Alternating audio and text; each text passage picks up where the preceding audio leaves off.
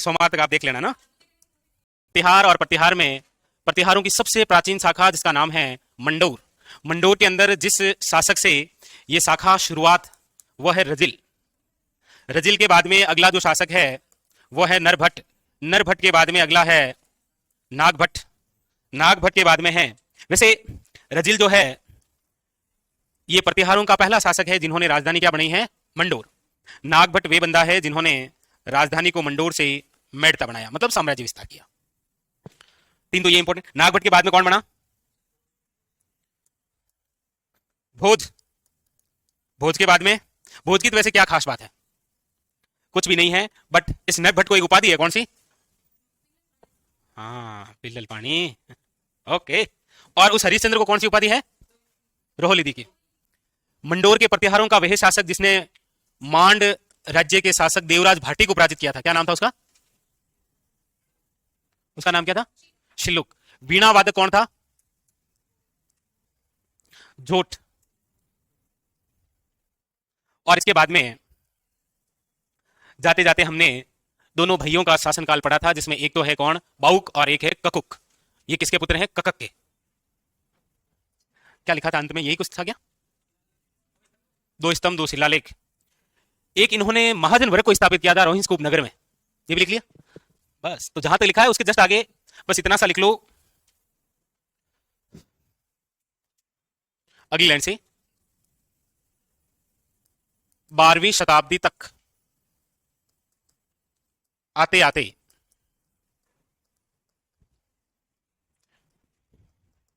मंडोर के प्रतिहारों पर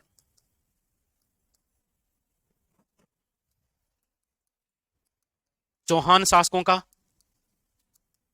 वे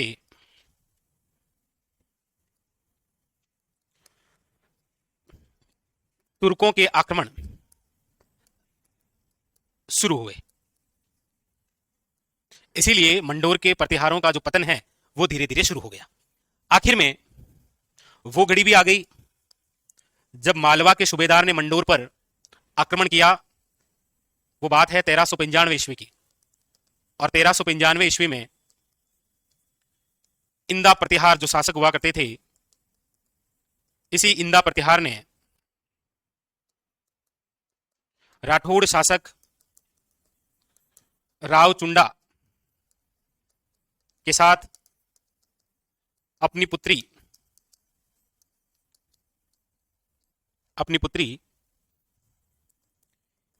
किशोरी देवी का विवाह किया। वे मंडोर दहेज में दिया, वे मंडोर दहेज में दिया। और उसके बाद में राव चुंडा ने इसी मंडोर को अपनी राजधानी बनाया, और इसी मंडोर का पुण्य राजा बनाया किसको, इंदा प्रतिहार को। लेकिन इंदा प्रतिहार जो है ये राव चुंडा का क्या हो गया, सामंत।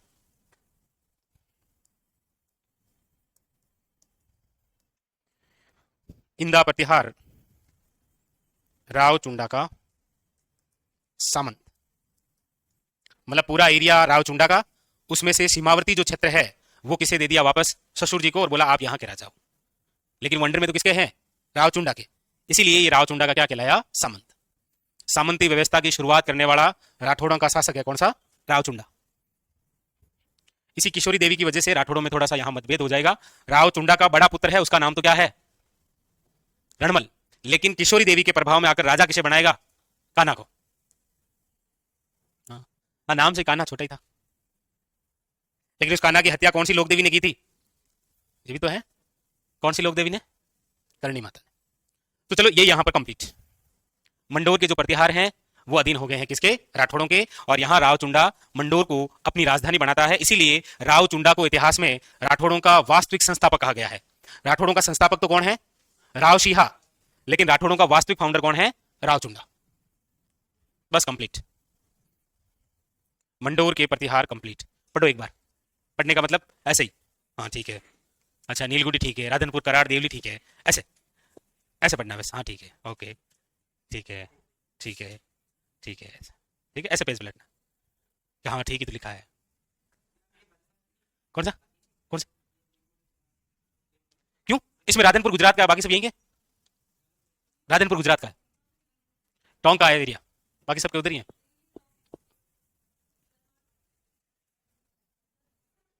हाँ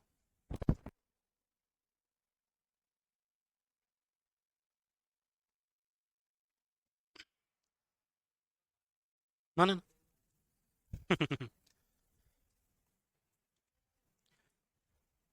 लिखे आगे। तो बस ये कंप्लीट।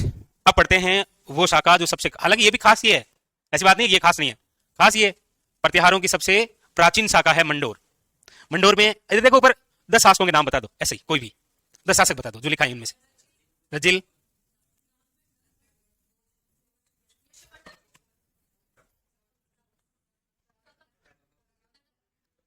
कोई क्या कुकुट, सही है। 10 का नाम याद रह जाएगा ना, तो मतलब कोई क्वेश्चन आए कि निम्न में से कौन सा राजा मंडोर के प्रतिहारों का नहीं है, तो उस समय ये क्वेश्चन सही हो जाएगा आपके।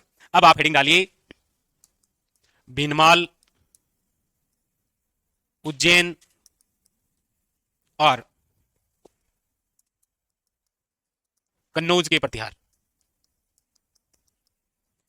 हेडिंग डाली तो नहीं है ना आपने? सुनो, लिख लिया क्या?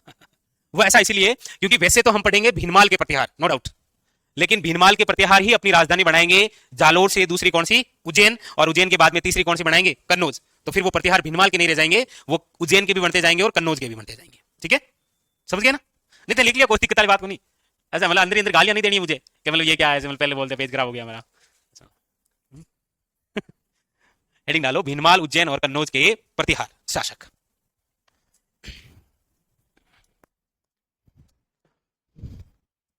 भीनमाल, भीनमाल जिसका प्राचीन नाम लिखिएगा शिरमाल, श्रीमाल। भीनमाल जो वर्तमान के अंदर किस जिले का भाग है? वर्तमान के अंदर जालोर, जालोर जिले का ही भाग है। इस भीनमाल के अंदर प्रारंभ में चावड़ा वंश और बाद में कौन आए हैं? परमार, और अब हम किन्हें पढ़ेंगे? प्रतिहार। लिखो। अब इसके अलावा लिख रहे हो तब तक चलो दो चार ऐसे क्वेश्चन फेंक देता हूं, लागे झेलना है तो झेल लीजिए। भीनमाल किस लिए प्रसिद्ध है? और ये पहले क्वेश्चन फेंक दियो है जी।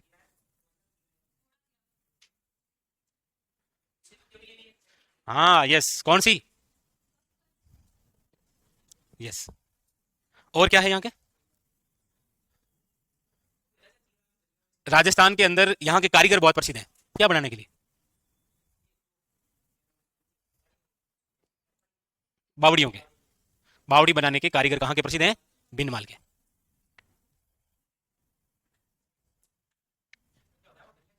कौन सा? हाँ घोड़ा जीरित बताए ना, क्या बोलते हैं घोड़ा जीरो को और? ये लिख लिया भीनमाल में। अब हम यहां पर उस शासक को पढ़ते हैं जिन्होंने भीनमाल के अंदर प्रतिहारों की स्थापना की। लिखिए नंबर 1, नाम है नाग भट्ट फर्स्ट। देखो मंडोर के प्रतिहारों का अलग केस है, ठीक है, वो कंप्लीट हो चुके हैं, वो अलग हैं, यहां अलग है। ऐसा नहीं मतलब वो भी नाग बटे ठीक है, ये भी नाग बटे, लेकिन शाम तो अलग अलग हुए ना। तो हेडिंग डालिए और यहां पर पढ़ रहे हैं नाग भट्ट फर्स्ट, नाग भट्ट फर्स्ट, जिनका टाइमिंग लिखिएगा 730 ईस्वी से लेकर 760 ईस्वी।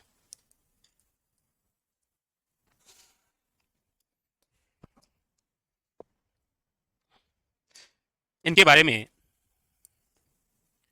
पहली बात लिख लीजिए, भीनमाल में, भीनमाल में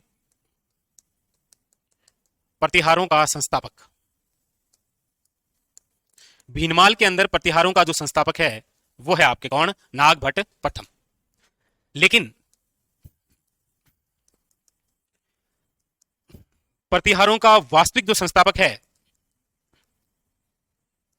वो भी कौन है? लेकिन प्रतिहारों की नींव रखने वाला राजा दूसरा है कोई, वो वत्सराज है। वो नींव इसीलिए रखेगा क्योंकि वो मुकाबला करेगा भारत के अलग अलग क्षेत्रों के अंदर राजाओं से।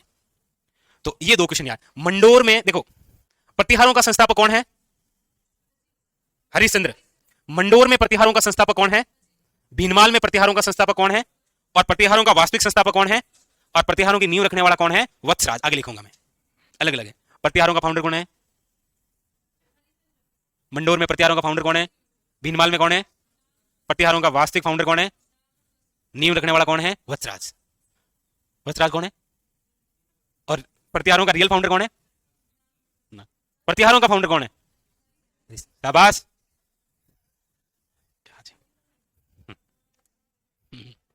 नागभट्ट फर्स्ट। नागभट्ट फर्स्ट जो है, लिखिएगा 730 ईस्वी में भीनमाल वे जालोर पर अधिकार किया। इसीलिए इनका जो समय है वो कब से शुरू है? 730 ईस्वी से। लिखो ना ना, इनमें यहां पर भी जो शासक पढ़ेंगे उसके अंदर भी जो मेन मेन शासक है ना, उनके बारे में जानकारी है। 730 ईस्वी के अंदर भीनमाल वे जालोर पर अधिकार किया और भीनमाल को अपनी राजधानी बनाया। लेकिन ये जो राजधानी बन रही है, ये इनके द्वारा बनाई गई प्रथम राजधानी है। प्रथम राजधानी इन्होंने कौन सी बनाई? भीनमाल को। भीनमाल को राजधानी बनाने के साथ में ही इन्होंने अवंती यानी कि उज्जैन पर अधिकार कर लिया था। इसीलिए इन्होंने अपनी एक और राजधानी बनाई, दूसरी, इनके द्वारा बनाई गई दूसरी राजधानी, जिसे आप क्या बोलते हैं? उज्जैन। उज्जैन या फिर अवंती आ जाएगा।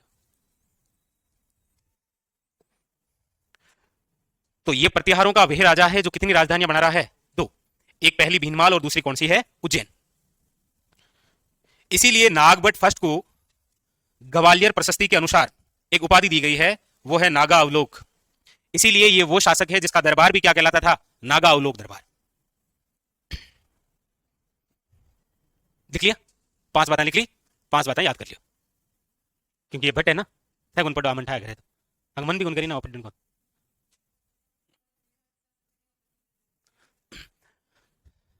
याद रखिएगा, दोनों खास हैं, दोनों राजधानियां, भीनमाल और उज्जैन।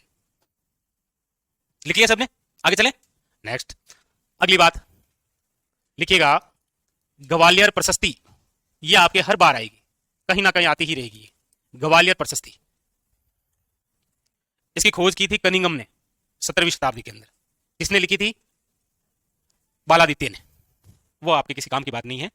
ग्वालियर प्रशस्ति के अनुसार लिखिएगा, अनुसार इनको कौन कौन सी उपाधियां हैं वो देखिए। एक तो इन्हें नारायण की उपाधि है, नारायण मूर्ति कह सकता, नारायण मूर्ति के समान नारायण की। एक इनको उपाधि है नागा अवलोक।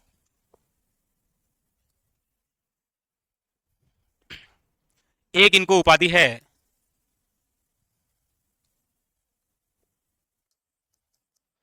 म्लेच्छों का नाशक।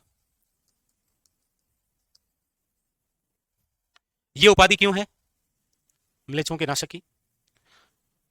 अरब आक्रमणकारियों का नाश करने के कारण इसे क्या कहा गया है? म्लेच्छों का नाशक। और नागभट्ट सेकंड जो अगला शासक बनेगा, यानी कि इसके बाद में तो इनका भतीजा बनेगा, उसके बाद में फिर बनेंगे, उसका पुत्र जो बनेगा नागभट्ट सेकंड वत्सराज का, उसे इतिहास में कहा गया है तुरुस को। लिखना नहीं है, केवल समझने के लिए। ये दोनों उपाधियां थी। निम्न में से कौन से प्रतिहार शासक को म्लेच्छों कहा गया है? तो नागभट्ट फर्स्ट। क्यों कहा गया है?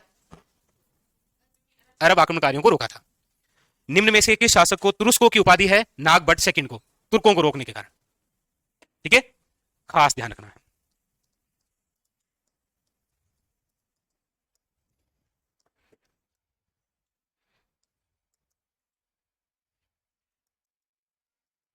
रोकने के कारण।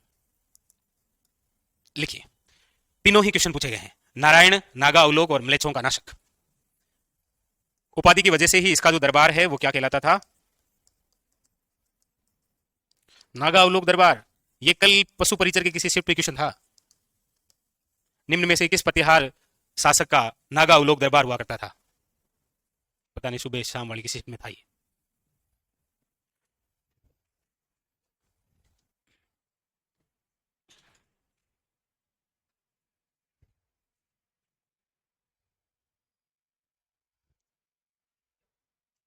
ऐसे कोई हमारी बातें सुन रहा है बाहर?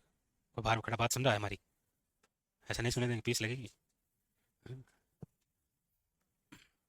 लिख लिया। नागभट्ट फर्स्ट भीनमाल के अंदर प्रतिहारों का संस्थापक है और वैसे प्रतिहारों का रियल फाउंडर है, क्योंकि इन्होंने साम्राज्य विस्तार किया था भीनमाल, और दूसरी राजधानी क्या बनी थी, उज्जैन। लेकिन प्रतिहारों का सर्वाधिक साम्राज्य विस्तार या प्रतिहारों का गोल्डन पीरियड जो आएगा वो आएगा मिहिर भोज के समय। वो पूरे विश्व को जीतने वाला राजा कहलाएगा। तो इन्होंने 2 राजधानियां बनी। ग्वालियर प्रशस्ति के अनुसार ये सारी बातें हैं। ठीक है, कौन सी उपाधि है, तो तीनों उपाधि याद रखनी है और साथ में ये दरबार। आगे चले नेक्स्ट।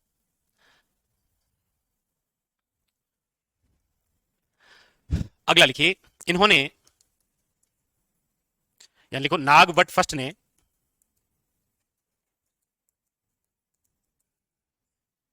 सिंध के गवर्नर जिसका नाम था जुनेद, जुनेद को पराजित किया था।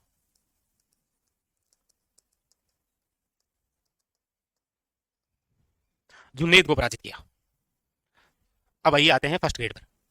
ये क्वेश्चन इनमें से कोई आ जाए तो आ जाए, वरना क्वेश्चन आएगा निम्न में से प्रतिहारों का वह शासक जिन्होंने अरब आक्रमणकारियों को दक्षिण पश्चिम दिशा में प्रवेश करने से रोका था, कौन थे वो? शाह नागभट्ट फर्स्ट। नागभट्ट फर्स्ट ने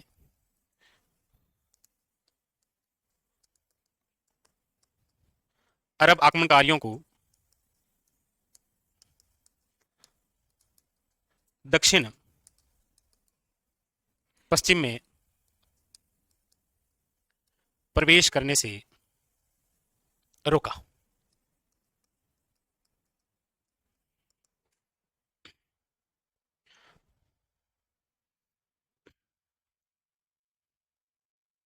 और एक लिखिएगा इसका दरबारी, चौहान भरत भट्ट। यह है फर्स्ट ग्रेड का exam question. Chauhan Bharat Bhatt second निम्न में से किसका दरबारी है? उनमें क्या है, क्वेश्चन थोड़े उस हिसाब से आते हैं ये। और इसे भी खास क्या क्वेश्चन है, भीनमाल के शासक नागभट्ट फर्स्ट का दरबारी चौहान भरत भट्ट द्वारा कौन सा ताम्रपत्र लिखा गया?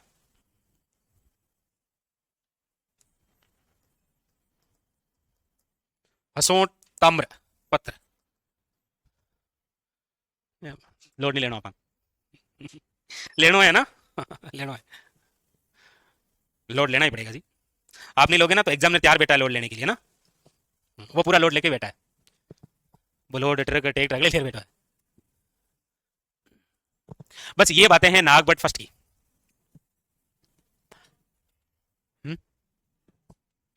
प्रतिहार अलग, हाँ यस, कौन? हाँ देख लो,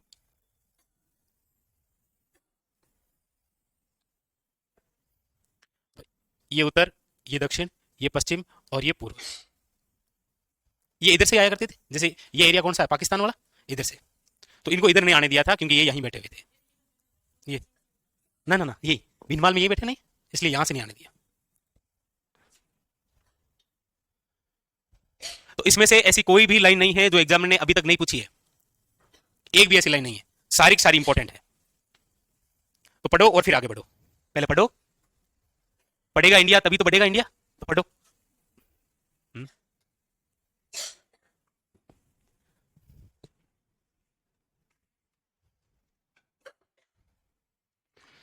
पानी पियो, कोई गले काटे मंगा में ताइज किया करे। हाँ पक्के को गले काटी, कोई टोट को कर दी यहाँ मिर्चा को।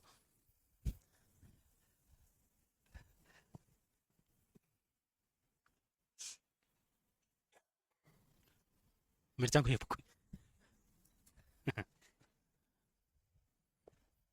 पढ़ लिया, आगे चले। तो देखो, कल जब आप आएंगे, तो कल तो नहीं लेकिन परसों इसका टेस्ट होगा गुजर प्रतिहारों का। ठीक है, कल तो नहीं लेंगे, कल ठाना है, कोई दिक्कत, परसों देख लीजिए टेस्ट है। हाँ हाँ, मेवाड़ का तो लेंगे।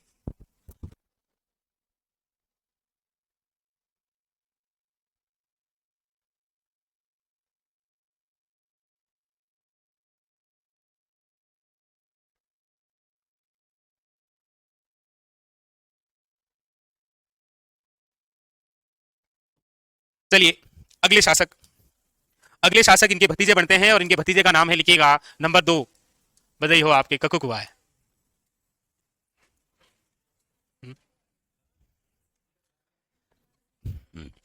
हैं?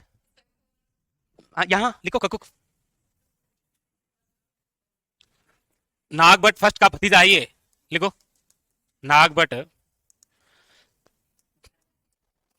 हाँ, ये एक ही तो राजा बनेगा भीनमाल में, भीनमाल के पतियारों में ये एक ही राजा बनेगा। नागभट्ट दो राजा बनेंगे, इसलिए ये अभी जो हमने पढ़ा था ये तो कौन सा है, फर्स्ट एक वत्सराज का पुत्र और नागभट्ट है, वो राजा बनेगा। हाँ उसी में जिसमें हम वंशावली पढ़ रहे हैं, जैसे यहां भीनमाल पढ़ रहे हैं केवल, वो मंडोर के अलग। फिर वो तो पृथ्वीराज जो चौहान है ना, वो तो पूरी शाखा में हुए हैं, उधर उधर अजमेर पढ़ते हैं तो इसीलिए उनके फर्स्ट सेकंड थर्ड लगा है। ये नागभट्ट फर्स्ट का क्या है, भतीजा।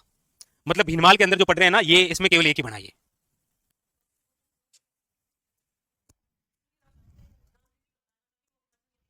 Yes yes. निर्माण, निर्माण के अंदर लिखो, इनके द्वारा राजस्थान का दूसरा विजय स्तंभ बनाया गया है। एक तो लिखो विष्णु मंदिर बनाया है इन्होंने, एक लिखेगा राजस्थान का दूसरा विजय स्तंभ मंडोर, मंडोर। और नोट करके लिखना है यहां राजस्थान का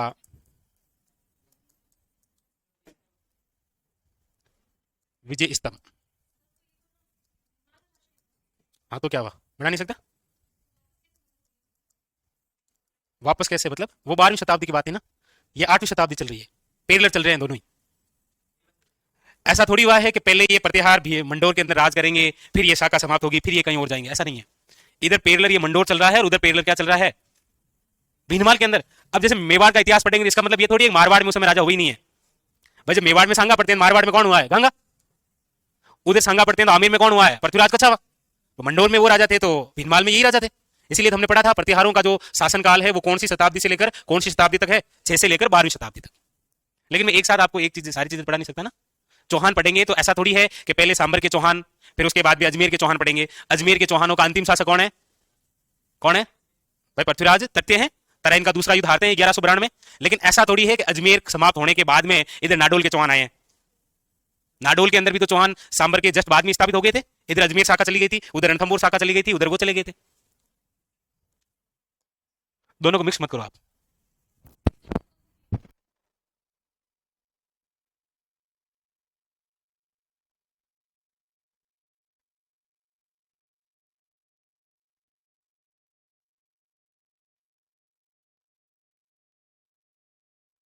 लिखो राजस्थान का प्रथम विजय स्तंभ कौन सा है, भीमलाट। भीमलाट जो कि कहां पर है आपके, बयाना। वो राजस्थान का प्रथम सॉरी प्रसिद्ध विजय स्तंभ है केवल। कुंभा कब हुआ है, 15वीं शताब्दी में। और ये कब बन रहा है, पता कैसे नहीं, 8वीं शताब्दी, 8वीं शताब्दी में बन रहा है ना। अरे ये टाइमिंग देख ही नहीं रहे आप, ये देखो ये 8वीं शताब्दी में बन रहा है। जबकि वो प्रथम जो विजय स्तंभ बना है वो गुप्त काल में बना है, समुद्रगुप्त के समय। और गुप्त काल का टाइमिंग क्या है, रामायण है नहीं। कुंभा ने जो बनाया है वो बनाया 15वीं शताब्दी के अंदर। हाँ गुप्त नहीं, कौन सा चंद्रगुप्त, मौर्य नहीं है ना। चंद्रगुप्त अलग हुआ है, चंद्रगुप्त मौर्य अलग हुआ है, पता है। चंद्रगुप्त अलग शासक है, चंद्रगुप्त मौर्य अलग है। आगे एक ही है, अगला आगे अलग उल्ला कोई सर, मांगे अगला एक ही है। तो ये जो प्रथम विजय स्तंभ बना है, ये बना है किसके समय, समुद्रगुप्त के समय। किसके समय बना है,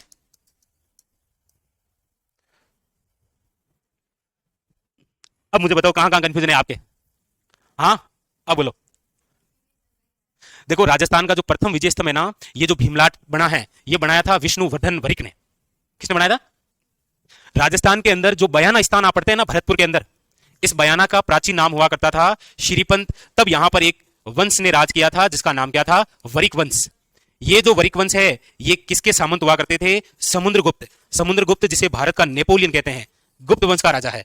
इसके अंडर में हुआ करता था कौन, वरिक वंश। वरिक वंश कहां शासन कर रहा था, श्रीपंत में, जिसे आप वर्तमान के अंदर क्या पढ़ते हैं, बयाना। तो समुद्रगुप्त के समय में ही वरिक वंश के एक राजा थे जिनका नाम था विष्णुवर्धन वरिक। और विष्णुवर्धन वरिक ने विजय स्तंभ बनाया था जिसे राजस्थान का क्या कहा गया, प्रथम विजय स्तंभ, और वो भीमलाट। कुंभा ने जो बनाया वो बनाया 15वीं शताब्दी में। कब बनाया था, तो वो राजस्थान का प्रसिद्ध विजय स्तंभ है, प्रसिद्ध। जयपुर का विजय स्तंभ किसे कहते हैं, हर क्षेत्र का एक अलग विक्ट्री टावर बनता है। हर रियासत के राजा ने अपने आप को साबित करने को और जीत के लिए एक विक्ट्री टावर बनाता स्तंभ। जैसे कुंभा ने बनाया, ये किसने बनाया? ईश्वरी सिंह ने कौन से युद्ध को जीता था और 10 राजाओं को पराजित किया था? कौन सा था? 47 में राजमहल का युद्ध। अब बताओ और अलग है। हाँ, और कौन सा डाउट? ने कैसे याद, ऐसे याद करना है जैसे है।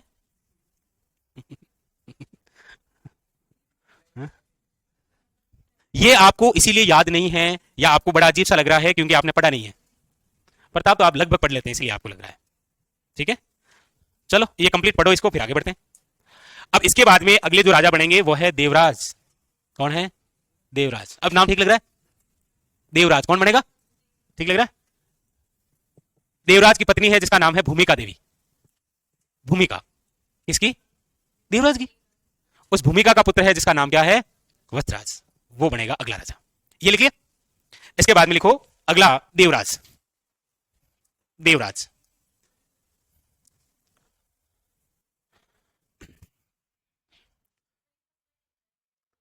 समय उल्लेख नहीं मिलता है,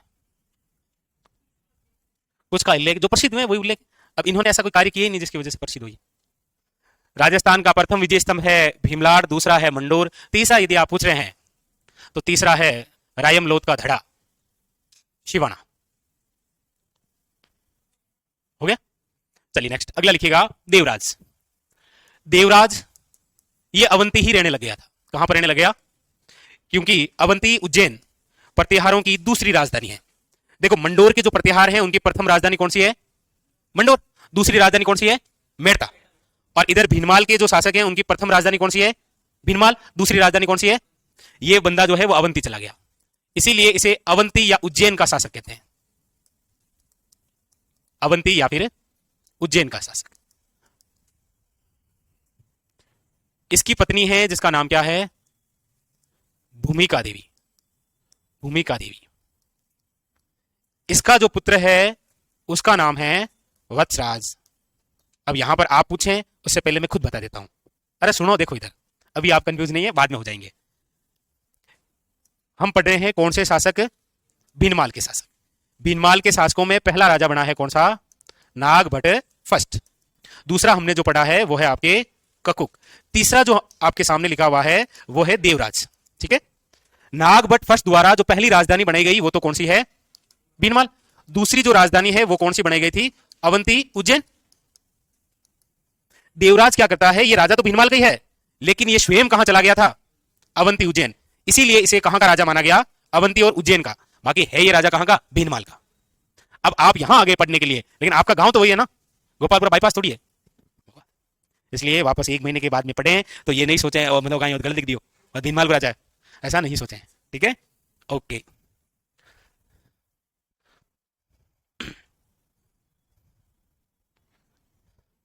अब क्या ही कर सकते हैं, इनका क्या कर सकते हैं बताओ? क्या पूछ रहे हैं प्रकाश? है जी, रायमलोद का धड़ा शिवाना। क्या ये पूछ रखे ना? पहला दूसरा पूछ रखा।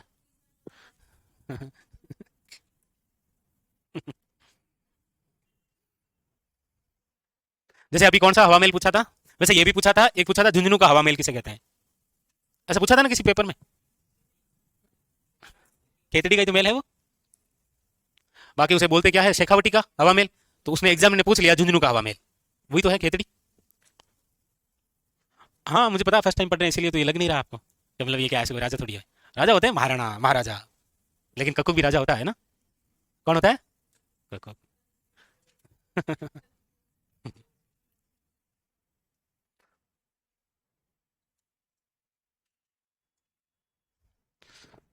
हाँ भूपेंद्र वही था जो आपने पढ़ा, वही था। ठीक है, आगे चलें। अगला राजा कौन है? हेडिंग लगाइए वत्सराज। बहुत इंपॉर्टेंट, एग्जाम के लिए very very important. Vatsaraj.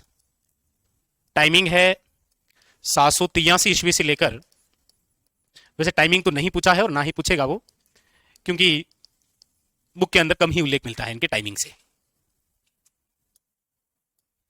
Vatsaraj. सबसे पहले लिखिए इस बंदे की उपाधि। इनको 2 उपाधि है, एक तो इन्हें कहा गया है रण हस्तीन, युद्ध में हाथी के समान।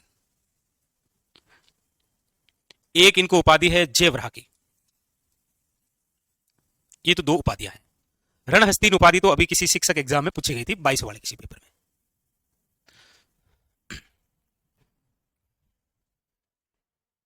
रण हस्तीन या फिर जयवराह। और नागभट्ट फर्स्ट को कौन कौन सी उपाधि थी? जहां नारायण, जय नारायण। आगे आगे बढ़ो, नारायण से नारायण म्लेच्छों का नाशक है ना। इधर से रण हस्तीन याद रखना है आपको।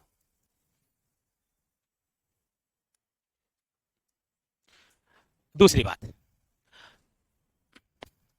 वत्सराज के समय एक संघर्ष की शुरुआत होती है जिसे इतिहास में कहते हैं त्रिकोणीय संघर्ष, त्रिदलीय संघर्ष या फिर त्रिपक्षीय संघर्ष, जो भी आप कहें।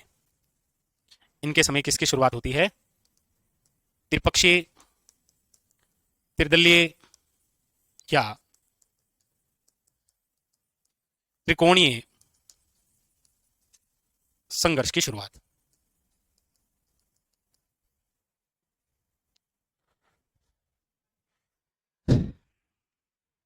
अब देखो क्या बताएं, कट ऑफ क्या बताएं, इनसे पूछ के बताऊं।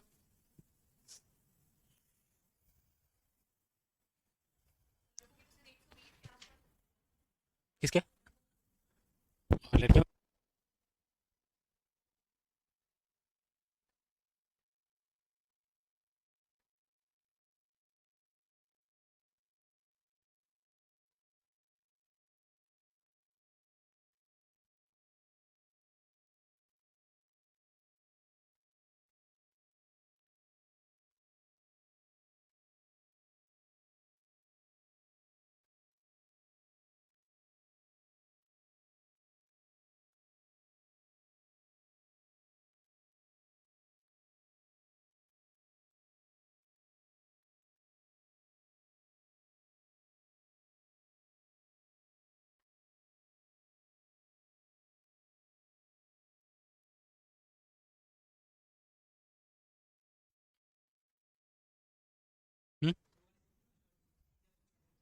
पूछ लेना। अब बस पेन रख दीजिए नीचे और केवल बोर्ड पर देखिए, लिखना कुछ भी नहीं है। समझना यही है कौन सा त्रिपक्षीय, त्रिदलीय या त्रिकोणीय संघर्ष है क्या। हेडिंग डाल दिया ना आपने, बोर्ड पर देखिए।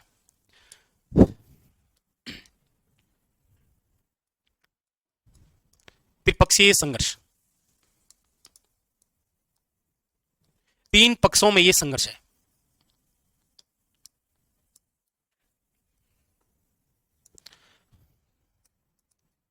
उत्तर भारत,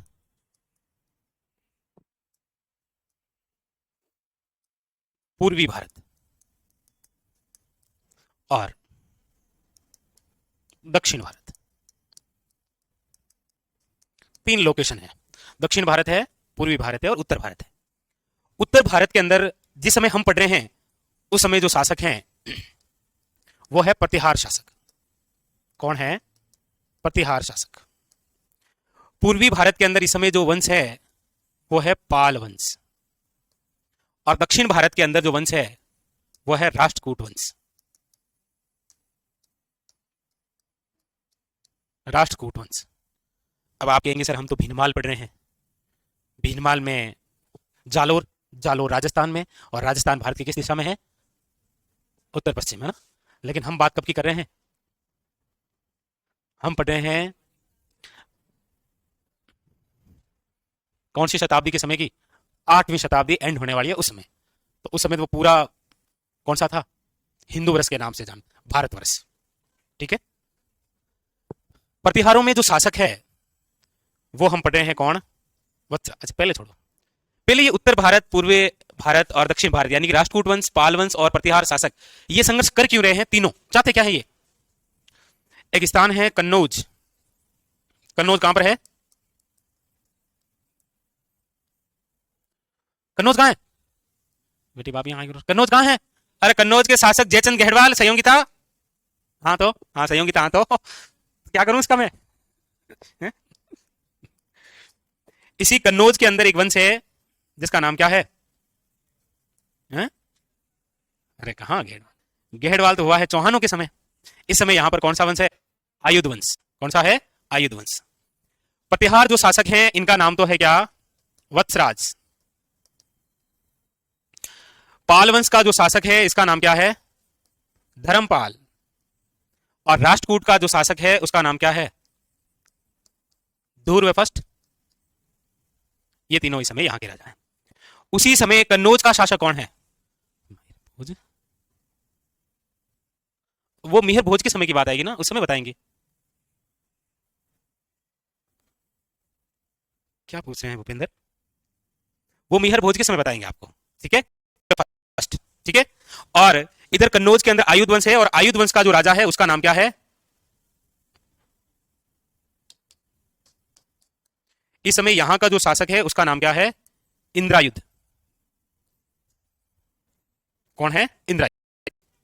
और इस धर्मपाल को पराजित कर देता है।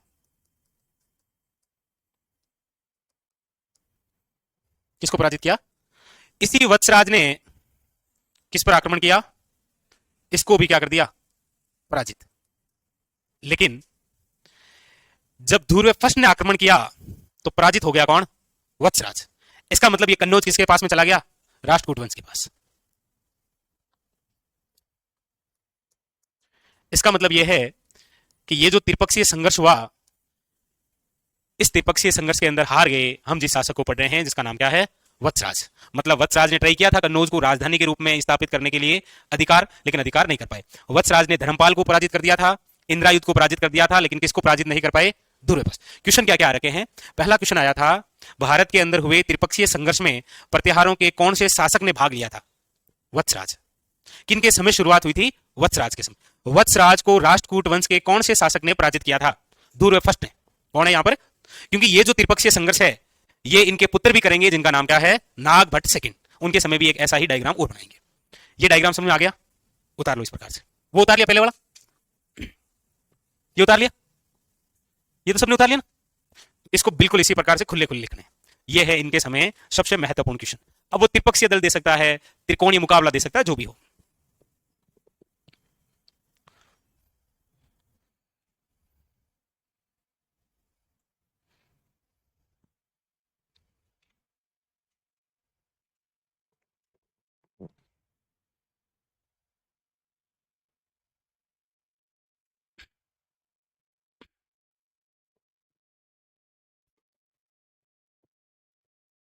आवाज नहीं आ रही ऐसे कैसे?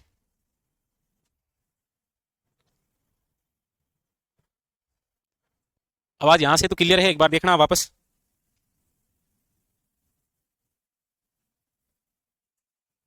श्यामलाल एक बार वापस देखो तो।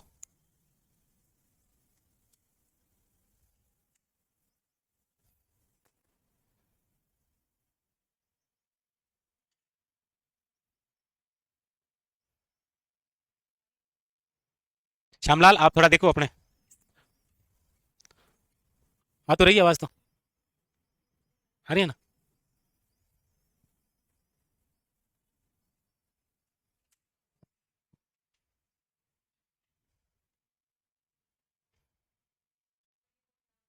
हम्म। हम लोग ईयरफोन से सुन रहे हैं तो आप थोड़ा सा देखें। समझा देंगे, एक बार पुण्य समझा देंगे, टेंशन मत लिया, ठीक है?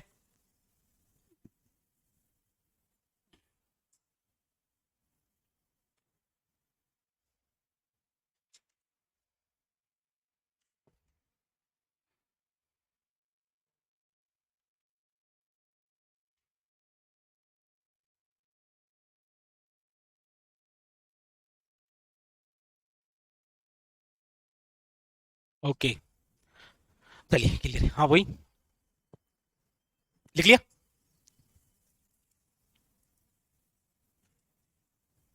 आगे लिखें। तो ये संघर्ष हो क्यों रहा है? ये लिखा थोड़ी था आपने, समझ आओगे? बस इसीलिए लिख लेना आप, है ना? नोट करके लिखो, नोट करके लिख लेना। त्रिपक्षीय संघर्ष कन्नौज पर अधिकार करने के लिए इन तीन पक्षों में हुआ था।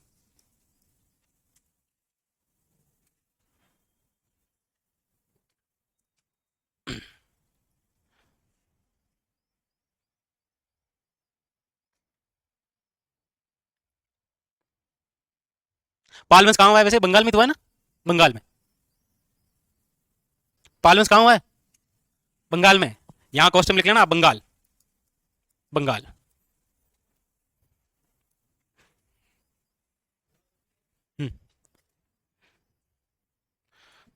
चलिए आगे। तो वत्सराज से संबंधित एक तो इनकी उपाधि याद रखना है, रणस्तीन और जेवरा। जेवरा इसीलिए उपाधि याद रखनी है क्योंकि जेवरा की उपाधि है वत्सराज को और आदिवरा की उपाधि है मिहर भोज को।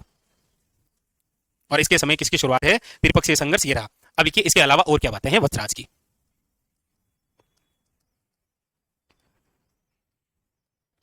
देखिए वत्सराज के समय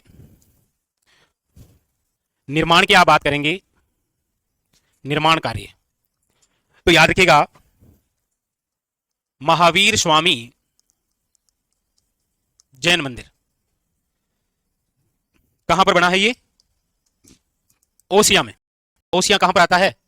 वैसे वर्तमान के संदर्भ में जोधपुर ग्रामीण है, ठीक है, लेकिन जोधपुर हेडिंग डाल लीजिए वर्तमान कोष्टक में। याद रखिएगा ये जो महावीर जैन मंदिर है पश्चिमी भारत का सबसे प्राचीनतम जैन मंदिर है। मतलब आज हम वर्तमान के संदर्भ में चर्चा करते हैं ना, तो पश्चिमी भारत का सबसे प्राचीन जैन मंदिर है महावीर जैन मंदिर।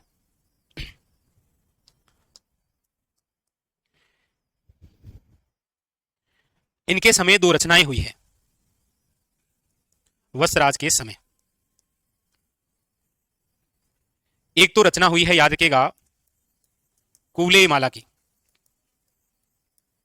और कूले माला के लेखक कौन है? याद रखिएगा उदोतन सूरी।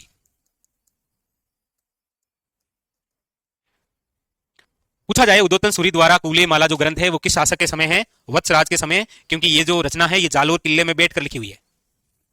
इसमें कितनी देशी भाषाओं का उल्लेख है? 18 देशी भाषाओं का उल्लेख।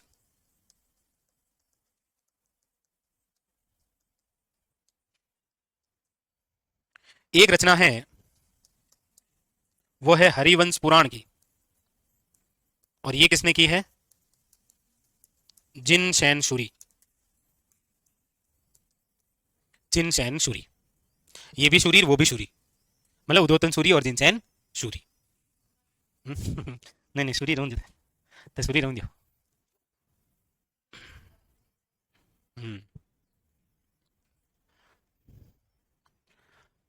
उदोतन सूर्य ना, ये क्या है?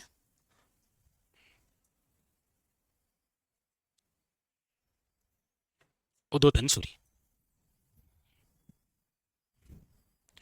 वत्सराज लिख लीजिए शैव मत के अनुयायी थे। ये अनुयायी, शैव मत के अनुयायी। इनके समय ये जो संघर्ष शुरू हुआ ना, त्रिपक्षीय संघर्ष, पूछा नहीं गया है लेकिन बहुत बेहतरीन सा क्वेश्चन है। चलो आपसे पूछ लेता हूं, मैं ऑप्शन भी दे दूंगा।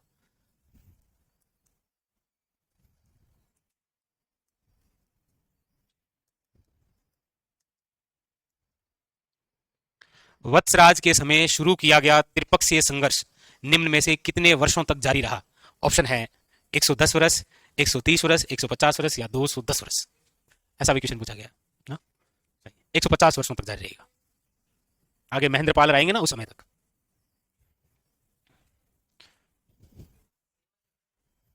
भगवान शिव,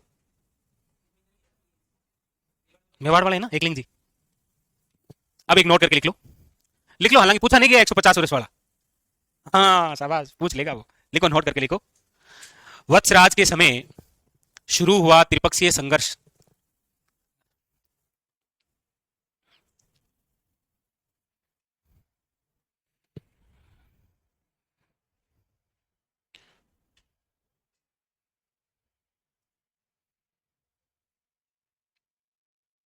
अब लिखें, क्या लिखा आपने? वत्सराज के समय शुरू हुआ त्रिपक्षीय संघर्ष 150 वर्षों तक जारी रहा।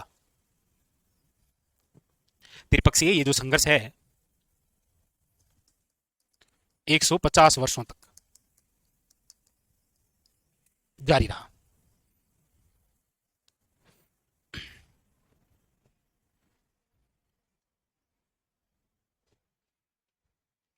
लिख लिया?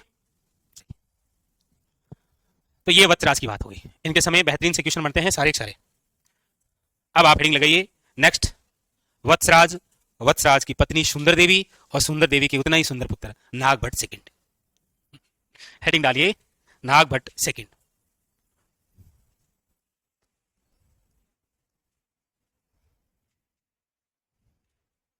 795 से 833 ईस्वी आखिरी के अंदर इन्होंने अपने पुत्र को बुलाया कि बेटा हमारी तो उम्र हो गई है, हूं तो जाऊं। 23 अगस्त 833 ईस्वी को इन्होंने गंगा नदी के अंदर समाधि ले ली। बस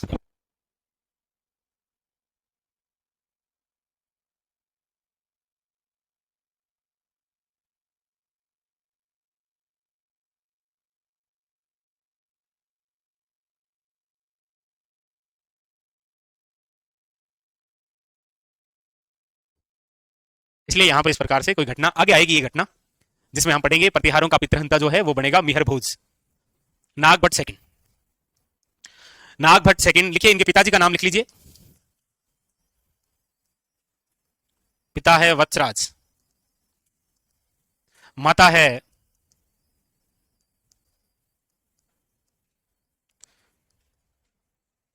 कौन सी देवी है?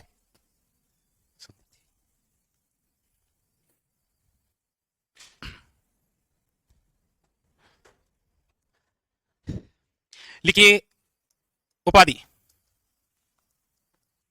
एक तो उपाधि है इनको ये परम भट्टारक महाराजा अधिराज परमेश्वर की। क्या करेगा इतनी उपाधि का लेकर? और ये क्वेश्चन पूछा भी गया है। हाँ मेवाड़ में है, सही है, बिल्कुल बिल्कुल। मेवाड़ के अंदर ये उपाधि किसको है? तेज सिंह को। परम भट्टारक महाराजा अधिराज परमेश्वर की उपाधि है। मतलब ये भी प्रतापी राजा हुआ है क्योंकि इनके समय राजधानी बन जाएगी कौन सी? कन्नौज। हालांकि इनको एक और उपाधि है, कौन सी? वो है तुरुस्को की। इनको तुरुस्को कहा गया है। क्यों कहा गया है? तुर्कों के आक्रमण को रोकने वाला। तो ऐसा कोई मेवाड़ में भी राजा हुआ है जिसे ऐसा कोई शब्द लिखा हो हमने? गुजरात से तुर्कों का उद्धारक मेवाड़ के किस शासक को कहा गया है? ना ना ना,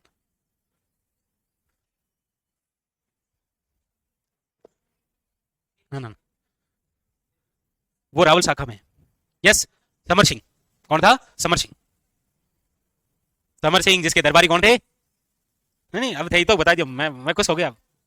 दयाशंकर और भावशंकर, शाबाश। तो वो मलेचो है कौन? मलेचो कौन है? फर्स्ट। और ये तुरुस्को कौन है? नागभट्ट सेकंड। वो नारायण है, ये परम भट्टारक है, महाराजा अधिराज परमेश्वर की उपाधि, नागभट्ट सेकंड। चलिए लिखिए आगे, लिखें आगे, बस वही त्रिपक्षीय संघर्ष जारी रहेगा। बोर्ड पर देखिए, केवल ये लिख लेना उपाधि तक लिखो। ये वैसे उपाधि जो है वो किसमें उल्लेखित है?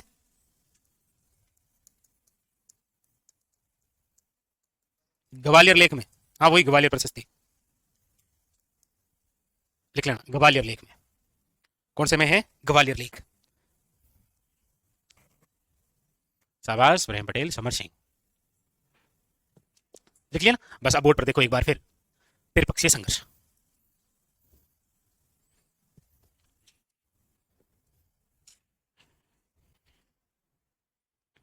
लिख लिया ना सबने?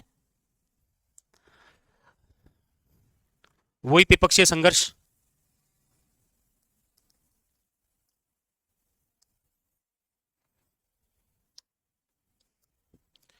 एक तरफ गुर्जर प्रतिहार, एक तरफ बंगाल का पाल वंश, और एक तरफ वही दक्षिण भारत का राष्ट्रकूट वंश। ये शब्द किसी राजवंश में आएगा क्या? राष्ट्रकूट तो भी पढ़ा होता, बाकी इसको कोई जरूरी नहीं है। राष्ट्रकूट इसी का अपभ्रंश शब्द है, कौन सा? राठौड़। कौन सा? राठौड़ शब्द जो है वो किसका बिगड़ा हुआ रूप है? राष्ट्रकूट का। राठौड़ कहां से आए थे? इतिहासकार बताएंगे राष्ट्रकूट, क्योंकि राष्ट्रकूट की एक शाखा आती है बदायूं में, बदायूं से आया था रावशिया, वो मुझे आगे पढ़ेंगे। टोट सही बताता है जी, टोट भी बताएगा वहां पर। अब देखिए, अब यहां पर शासक कौन कौन है? गुर्जर प्रतिहार का शासक तो चेंज हो गया है, बन गया है कौन? नागभट्ट सेकंड। बंगाल के पाल वंश का शासक है धर्मपाल। एक इसके पुत्र का नाम भी याद रखिएगा, जिसका नाम क्या है? देवपाल। क्योंकि इस संघर्ष की शुरुआत के समय धर्मपाल है, उसके बाद में कौन बन जाता है? देवपाल। इधर कौन है? इधर बनता है गोविंद तृतीय। और ये संघर्ष कर किस लिए है? कन्नौज के लिए। तो ये रहा कन्नौज। कन्नौज में कौन है? आयुध वंश। आयुध वंश का इस समय राजा कौन है? याद रखिएगा, चक्रायुध। किसमें?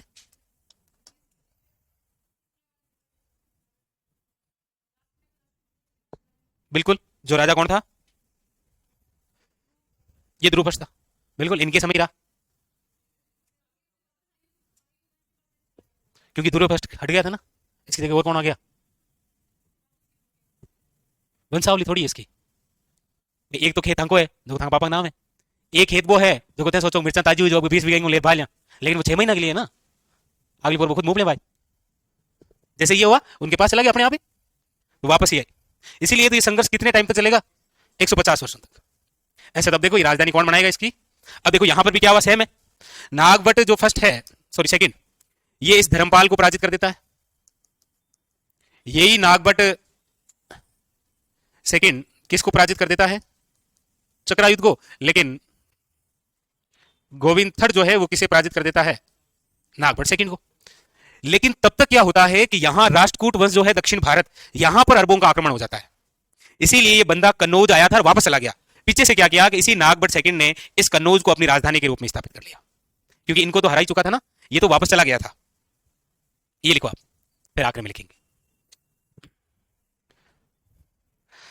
पशु परिसर की मेरी बताओ, पहले कुछ सर्वे करेंगे उसके बाद में बताएंगे। ऐसे डायरेक्ट कैसे बताएं, बताओ। हम्म, क्या क्या? नहीं होगी, ये आपने कोई पढ़ा नहीं है ना, चिंता मत, थोड़ा निकाल का थोड़ी घंटे पर डब जाओ, उसमें देख लिया। हम्म,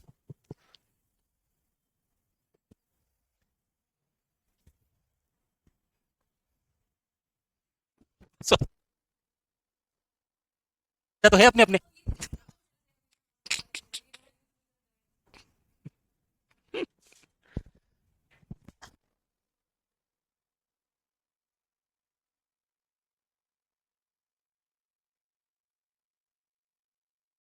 कैसा राजा बनेगा प्रतिहारों में? जो इन दोनों को मिलकर हराएगा, पाल और राष्ट्रकूटों को पराजित करने वाला प्रतिहार शासक कौन है? महेंद्रपाल फर्स्ट है, महिपाल फर्स्ट है, महेंद्रपाल सेकंड है, महिपाल सेकंड है। ऐसा भी राजा आएगा, बहुत शक्तिशाली राजा है ये। आपको लग नहीं रहा है? आपको मतलब यहां ऐसे कुंभा सांगा प्रताप जैसे लग नहीं रहा है कि मतलब ये कुछ कर रहे हैं? हाँ फर्स्ट।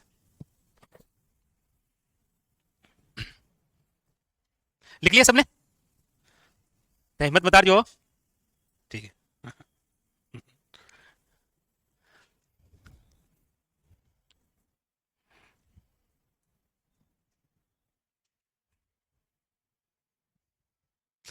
लिख लिया सबने? अब लिखिएगा आगे। लिख लिया? अब लिखिए, ये तो आपने लिख ही लिया था। अब लिखिएगा एक अभिलेख जिसका नाम है बुचकला अभिलेख के अनुसार।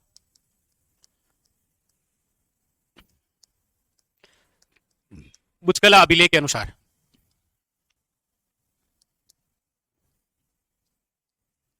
दो मंदिर, एक विष्णु मंदिर और एक शिव मंदिर बनाया। एक विष्णु मंदिर और एक शिव मंदिर का निर्माण कराया। लिखो। वैसे ये बुचकला अभिलेख का समय क्या है? 815। कल पढ़ी आए थे ना। एहोल अभिलेख का समय क्या था? 634। 734 में क्या हुआ था? हम्म,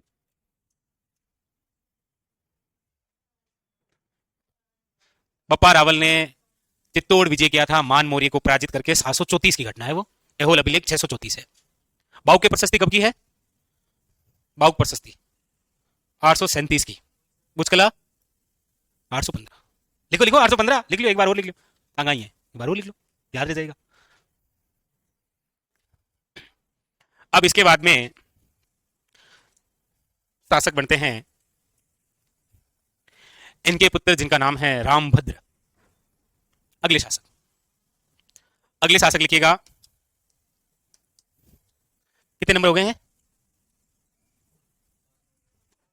6 है इस बार ना। रामभद्र रामभद्र रामभद्र के अनुसार, सॉरी रामभद्र के अनुसार तो क्या लिखिएगा, नागभट्ट सेकंड का पुत्र है ये।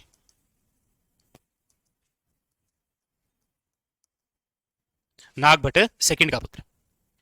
हाँ? बिल्कुल बनाएगा। कौन सा? लेकिन ये गोविंद तृतीय जो है, ये जो आया है दक्षिण भारत से, इसके दक्षिण भारत में अरबों का आक्रमण हो जाएगा, इसीलिए वो वहां चला जाएगा, बिजी हो जाएगा। पीछे से इसको मौका मिल गया है क्योंकि धर्मपाल को पराजित कर रखा है, इसको पराजित कर रखा है, तो ये यदि कन्नौज पर अधिकार कर रहा है तो इसको रोकने वाला कोई नहीं है, क्योंकि ये तो स्वयं वहां बिजी है। इसने जीता जरूर था, जीतने के बाद में ये चला गया यहां से। ये कन्नौज किसके पास में रहेगा? नागभट्ट सेकंड के पास। नागभट्ट सेकंड का पुत्र कौन है? रामभद्र। रामभद्र का पुत्र है जिसका नाम क्या है? मिहर भोज। मिहर भोज। इस मिहर भोज ने रामभद्र की हत्या कर दी।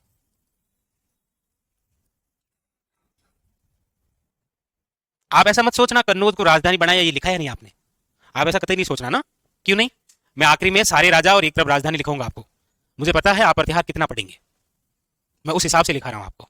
ठीक है, आखिरी में 4-5 कैप्सूल दे देंगे आपको, मात्र 2 के ले लीजिए, एग्जाम 2 दिन पहले ले लीजिए, वो के पेट ले लीजिए, वो सर कट जाएगा। आखिरी में उस हिसाब से एक डायग्राम बना के लिखा देंगे आपको। नहीं नहीं जरूरी,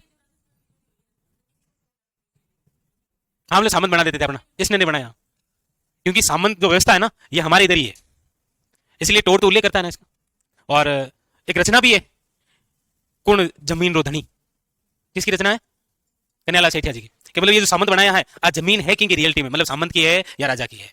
और फिर सामंत ये जो भूमि हुआ करती थी, ये किसान वर्गों को दिया करता था खेती के लिए, तो वो किसान की है, सामंत की है, राजा की है, इसलिए तो क्वेश्चन पूछा था उन्होंने उस रचना के माध्यम से। हाँ, रामभद्र की हत्या कर दी, इसीलिए मिहर भोज क्या है? पितृहंता। लिखो प्रतिहारों का क्या बना ये? प्रतिहारों का पितृहंता। पितृहंता।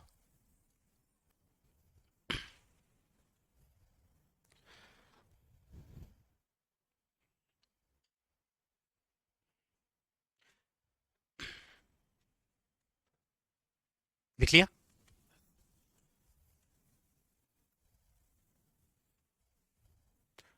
सभी लिखे ना? अब यहां हेडिंग ला लो, एक मास्टर कैप्सूल।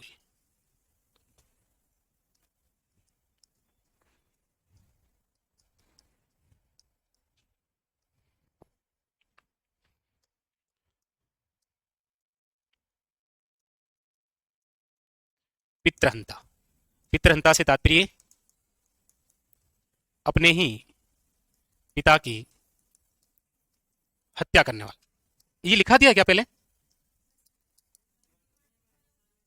लिखा है क्या?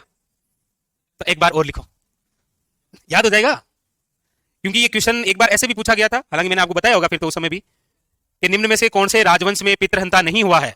कछावा। तो यहां पर हम सारे पितृहंता लिख लेते हैं। जैसे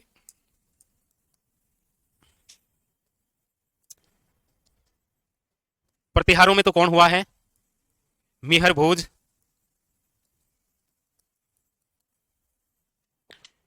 इसके बाद में पढ़ेंगे चौहान।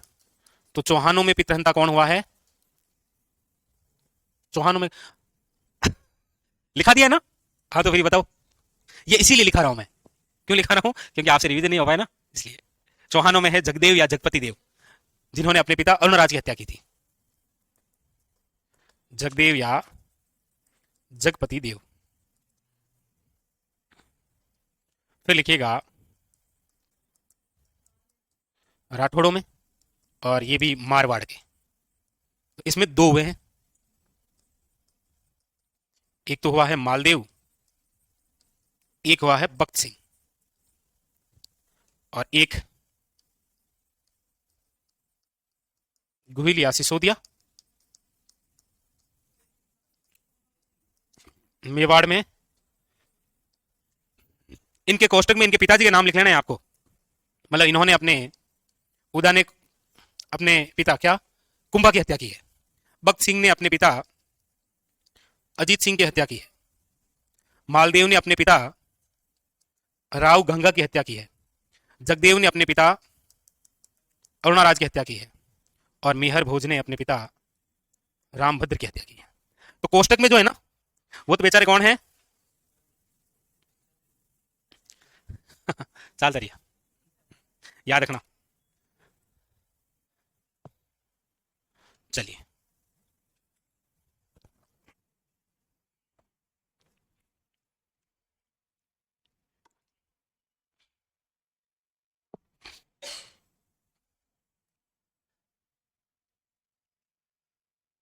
तो प्रतिहारों में है, चौहानों में है, राठौड़ों में है, और मेवाड़ शासकों में है। कछावा के अंदर हम नहीं पढ़ते हैं, कछावा शासकों। तो कछावा शासकों में क्या यूनिक पढ़ते हैं? तो कछाओं में क्या यूनिक पढ़ते हैं? पितृहंता नहीं पढ़ते हैं तो क्या पढ़ते हैं?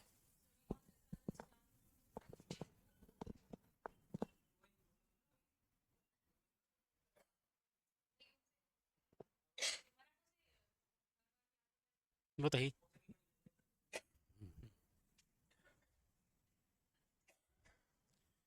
कछाओं की एक राजकुमारी हुई है जिन्होंने अपने ही पुत्र की हत्या की। हम्म, जहांगीर की पत्नी थी वो, जहांगीर की पत्नी थी वो, मान भाई, पढ़ा हो तो कभी? भगवंत दास की पुत्री, 1585 लाहौर। खुसरो, नहीं नहीं खुसरो नहीं, खुसरो पुत्र का नाम था, खुसरो। खुसरो अमीर खुसरो अलग है, एक खुसरो और था। पता नहीं जहांगीर ने शराब के नशे में अपने ही पुत्र की आंखें फोड़ दी थी। पर सुबह की बात अपंग हुए। जहांगीर के 15 रानियां हुआ करती थी। हालांकि सुबह जब होश आया तो डॉक्टर बुलाया था विदेश से, एक आंख सही करवा दी। फिर आखिरी में उसकी मम्मी परेशान हो गई थी, इसलिए पहले अपने पुत्र की हत्या की और फिर स्वयं ने आत्महत्या कर ली। हाँ हाँ, वो जहांगीर नहीं था, वो तो ये था शाहजहानी, अजमेर मस्जिद। हम्म, लिख लिया? आगे चलें, हेडिंग डाल लीजिए, मीहर भोज सबसे बेहतरीन शासक प्रतिहारों में है? अच्छा ऐसे, चलिए लिख लिया ना सबने? चलिए हेडिंग लगा लीजिए, मीहर भोज।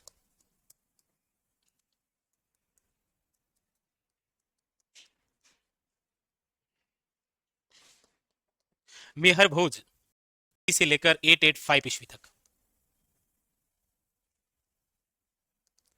समय तो हालांकि देखो कोई नहीं पूछता है, कभी भी नहीं पूछा है प्रतिहारों से, टाइमिंग का उल्लेख नहीं है।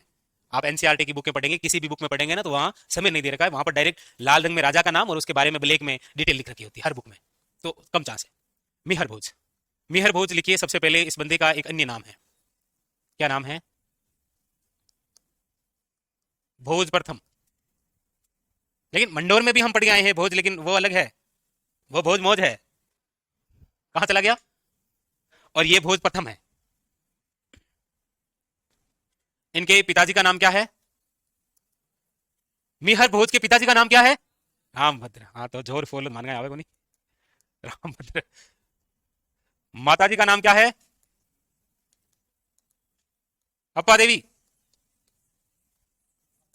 इनकी पत्नी का नाम है चंद्र भटारिका, चंद्र भटारिका लिखिएगा।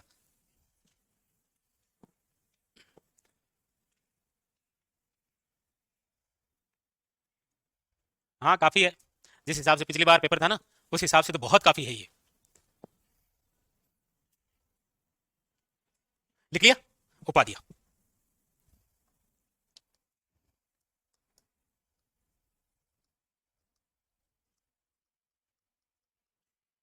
एक बार थोड़ा सा उधर चले, उपाधियों में मंडोर के प्रतिहारों में कौन से राजा को कौन कौन सी उपाधि है, एक बार बता दो थोड़ा फटाफट। हरिश्चंद्र को है रोहली दी की, ठीक है ओके। हाँ तो ठीक है, अच्छा ठीक है ओके ठीक है ठीक है। और किसी कोई छोटी मोटी नाम कोई बेमती दे दी बोले कौन सी हो? हाँ पानी पी लो बोले, पानी पियो। चलो बीनवाल में, बीनवाल के अंदर नागभट्ट फर्स्ट को कौन कौन सी उपाधि है? अरे आपको ऐसी है एक बार में याद नहीं रहेगी, नो डाउट नहीं रहेगी, एक हफ्ते तक लगातार पढ़ोगे तब पता रहेगा पानी पीनो है कट पीनो है। हाँ नरभट्ट में, हाँ हाँ नागभट्ट फर्स्ट को नारायण की उपाधि है, म्लेच्छो कहा गया है, और क्या कहा गया है? नागावलोक। नागभट्ट फर्स्ट के बाद में अगले शासक कौन बने? तो ककुक, आगे फ्री हो चुकी ककुक। ककुक कौन बना? ककुक। ककुक के बाद में कौन बना? देवराज। देवराज के बाद में कौन बना? वत्सराज। वत्सराज को दो उपाधि है, कौन कौन सी? रणहस्तीन और जेवरा की। उसके बाद में कौन बना? नागभट्ट सेकंड। नागभट्ट सेकंड को कौन कौन सी उपाधि है? परम भट्टारक महाराजा अधिराज परमेश्वर, और कौन सी है? तुरुस्को। और कौन सी उपाधि है? तुरुस्को।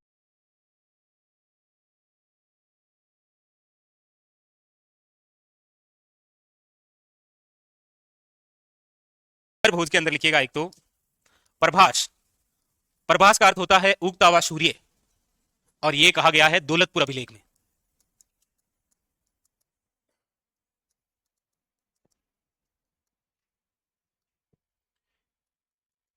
इनको कहा गया है आदिव्रहा, ग्वालियर प्रशस्ति के अनुसार।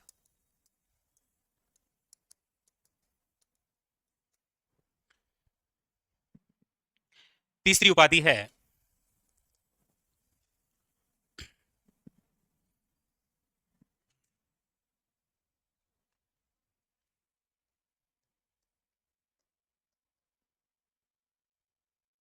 पृथ्वी का विजेता। ऑब्लिक करके लिखिएगा विश्व को जीतने वाला। यह किसमें कहा गया है? बरगुमा अभिलेख में।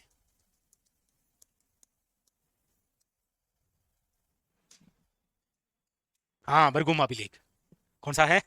लग रहा है नाम लग रहा है, लेकिन ग्वालियर अभिलेख का याद रखना, क्योंकि इसमें नागभट्ट फर्स्ट की भी उपाधि है, हाँ, और मिहर भोज की भी है।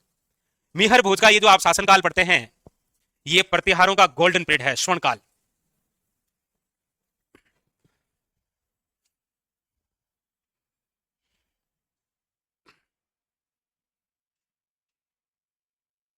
एक वैसे वापस लिखने की आवश्यकता तो है नहीं, लिखा तो दिया आपको दो बार, प्रतिहारों का पितृहंता। आप मत लिखना, कोई दिक्कत नहीं है ना, ये आते ही पता लग जाता है कि जाना पड़ी नहीं तो बाहर काट पेंगी। प्रतिहारों का पितृहंता, ये लिख लिया आपने।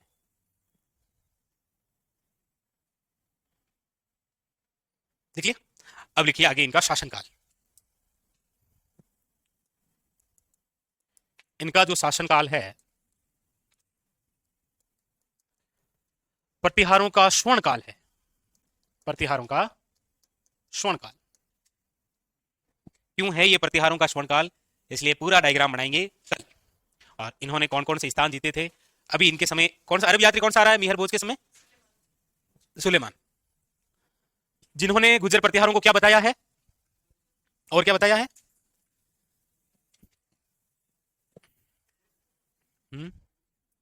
ये लिख लिया ना शासनकाल। चलो ठीक, कॉपी बंद कर लो। प्रतिहारों के बारे में सर्वप्रथम जानकारी देने वाला अभिलेख कौन सा है? मैं वो क्वेश्चन पूछ रहा हूं जो एग्जाम ने आज तक पूछे, ठीक है, और हमने पढ़ भी लिए। तो प्रतिहारों का सर्वप्रथम उल्लेख कौन से अभिलेख में है? एहोल अभिलेख में। एहोल अभिलेख जो है, इसका संबंध किस राजा से है? पुलकेशिन सेकंड। और एहोल अभिलेख के लेखक कौन है? रवि कीर्ति। ठीक है। प्रतिहारों को गुर्जर प्रतिहार बताने वाले अभिलेख कौन कौन से हैं? प्रतिहारों को गुर्जर प्रतिहार बताया, कौन से हैं? चार हैं। पहला, अच्छा वैसे बताओगे? हाँ वैसे बता, वरना मैं पहला दूसरा तीसरा चौथा कर देता। नीलगुड अभिलेख, देवली अभिलेख, राधनपुर अभिलेख और करहाड़ अभिलेख। इनको तो लग रहा है कि सर इनको डांट रहे हैं अच्छे से, नीलगुड। तो एक तो क्वेश्चन आ जाएगा कि गुर्जर प्रतिहारों का सर्वप्रथम उल्लेख कौन सा अभिलेख? एहोल अभिलेख। और दूसरा, ऐसे अभिलेख जिन्होंने प्रतिहारों को गुर्जर प्रतिहार बताया है, नीलगुड, देवली, राधनपुर और करहाड़। चार इंपॉर्टेंट, चारों ये दोनों क्वेश्चन आ रखे हैं, आप देख लेना पेपर में। तीसरा क्वेश्चन है, प्रतिहार जो है ये प्रारंभ के अंदर तो गुप्त वंशीय शासकों के महलों के द्वारपाल हुआ करते थे, लेकिन इन्होंने स्वयं को किनका वंशज बताया है? हाँ, भगवान श्री राम के भाई लक्ष्मण के वंशज। क्योंकि आगे जब हम पढ़ेंगे कछावा वंश, तो ये जो कछावा वंश है ये किसके वंशज हैं? ये भगवान श्री राम के कुश और लव। बड़ा कौन था इनमें से? पहले लव और फिर कुश हुआ। तो कुश के जो वंशज हैं वो कहलाएंगे कुशवा। कुशवा से ही बने हैं कछावा। तो ये इधर कुश के हैं और हम जो पढ़ रहे हैं प्रत्याहार किसके हैं? लक्ष्मण के। ठीक है, अगला क्वेश्चन, प्रत्याहारों की उत्पत्ति के बारे में ऐसे कौन से इतिहासकार थे जिन्होंने प्रत्याहारों को विदेशी बताया था? कौन कौन से थे? टोड ने विदेशी बताया, लेकिन कौन सी जाति से बताया? ये कौन सी जाति है भाई? खिज्र। मैंने तो खजर लिखा है आपको। वो खिजर खां, तो वो खिजर खां है ना, खिजराबाद। ठीक है, और किसने बताया विदेशी? डॉक्टर जीएच ओझा ने तो गुर्जर प्रत्याहारों को क्या बताया है? क्षत्रिय। डॉक्टर डीआर भंडारकर ने विदेशी बताया है। एक बंदा और भी बच गया, 4 नाम लिखाए थे आपको, वो है कनिंगम। कनिंगम ने प्रत्याहारों को क्या बताया है? कुषाण वंशी। भंडारकर विदेशी है, टोड विदेशी है, लेकिन कौन सी जाति है? खज्जर जाति। अब मैं नहीं बोलूंगा, आपने क्या बताया? खिजर। ठीक है। कनिंगम ने कौन सा बताया? के से कनिंगम, के से कुषाण वंशी। ऐसे याद करोगे तो अपने आप माइंड पकड़ लेगा कोई चीज। तो ये हुई उत्पत्ति के बारे में। इनकी उत्पत्ति के बारे में एक बात हम आगे चौहान जब पढ़ेंगे तब पढ़ेंगे, वो है अग्निकुंड यज्ञ, जहां पर 4 वीर राजपूतों की उत्पत्तियां होगी, प्रत्याहार, परमार, चालुक्य और चौहान। वो अलग है, वो हम नेक्स्ट पढ़ेंगे। इसके बाद में प्रत्याहारों की कितनी शाखाओं का उल्लेख मनोहर नैन सिंह ने किया है? 26। 26 में से हमें 2 पढ़नी है, एक मंडोर पढ़ ली है और एक हम पढ़ रहे हैं कौन सी? भीनमाल। उसके बाद में प्रत्याहारों का संस्थापक कौन है? हरिश्चंद्र। हरिश्चंद्र को एक उपाधि याद रखनी है, कौन सी? रोहलिदी की। और ये वो व्यक्ति है जिसका पुत्र मंडोर के अंदर प्रत्याहार वंश की शुरुआत करता है। क्या नाम है? रजिल। हालांकि ऐसा नहीं पूछा है कि वो हरिश्चंद्र के कौन से 4 पुत्रों ने मांडव्यपुर पर अधिकार किया था। मंडोर का प्राचीन नाम क्या है? मांडव्य। कौन थे वैसे 4 पुत्र? भोग, भट्ट, कक, रजल और ददत। तो रजिल ने, अच्छा, रजिल वे व्यक्ति है जिन्होंने राजधानी बनाई थी कौन सी? मंडोर। और मंडोर को राजधानी मेड़ता ले जाने वाला शासक कौन था? नागभट्ट। ये दोनों ही क्वेश्चन पूछे गए हैं। इसके बाद में यहां से यदि कोई क्वेश्चन आया है मंडोर की शाखा से, तो हरिश्चंद्र तो वैसे प्रत्याहारों का फाउंडर है, इसको छोड़िए। मंडोर में बात करते हैं तो रजिल इंपॉर्टेंट है, उसके बाद में नागभट्ट इंपॉर्टेंट है। फर्स्ट ग्रेड में आया था सिल्लुकवाड़ा कि मांड या वल देश के शासक देवराज भाटी को पराजित करने वाला राजा कौन हुआ है? शिल्लुक ने।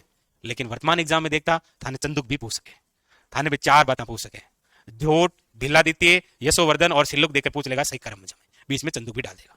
ठीक है, इसके बाद में डायरेक्ट यदि किसी शासक से क्वेश्चन बनता है तो वो घटियाला शिलालेख का समय क्या है? 861 ईस्वी। और किस शासक के समय का है? आप की रामायण चले भी ककुक। अरे ककुक के समय ही है, कौन सा? घटियाला शिलालेख 861 ईस्वी, जिसके लेखक कौन थे? मग। कौन थे? मग। उत्कीर्णकर्ता कौन थे? कितने लेख हैं?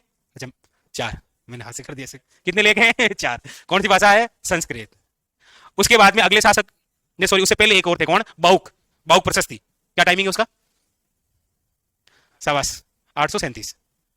और उसके बाद में बस इंदा प्रतिहार का याद रखना। इंदा प्रतिहार किसका सामंत था? रावचुंडा का। ये मतलब वन्नौर। इधर की हम बात करते हैं तो जितने शासक इधर पढ़ रहे हैं सारे इंपॉर्टेंट है, कल इनका रिवीजन करेंगे हम। ठीक है, और कल हम इनको पूरा भी करेंगे और चौहानों की एक शाखा हम और भी कंप्लीट कर लेंगे।